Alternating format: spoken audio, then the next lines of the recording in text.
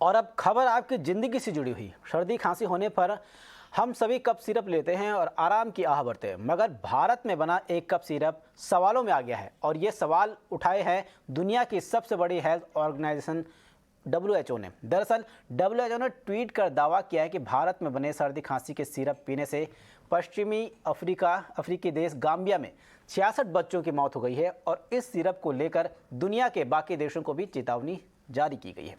बता दें कि ये कप सिरप हरियाणा के मेडन फार्मास्यूटिकल लिमिटेड कंपनी में बनाए गए हैं, जिनको पीने से गाम्बिया में बड़े पैमाने पर बच्चों की मौत का दावा किया गया है।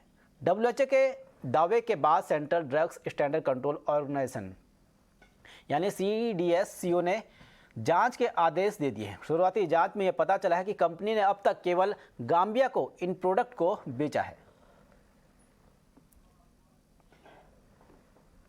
देखिए, ये जो मामला बताया जा रहा है, हमने तुरंत संज्ञान लिया है और मैंने प्रातः उठते ही अपने ड्रग कंट्रोल को कहा कि जाकर इसकी कार्रवाई करें, और केंद्र सरकार के अधिकारी भी इसकी पूरी जानकारी ले रहे हैं।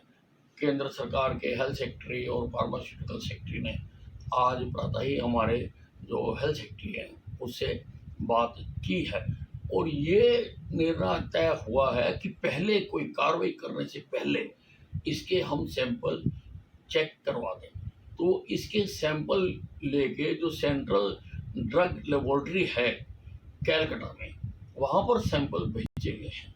वहाँ से रिपोर्ट आने के बाद अगर कोई चीज़ गलत हुई तो बहुत सख्त कार्रवाई करी जाएगी।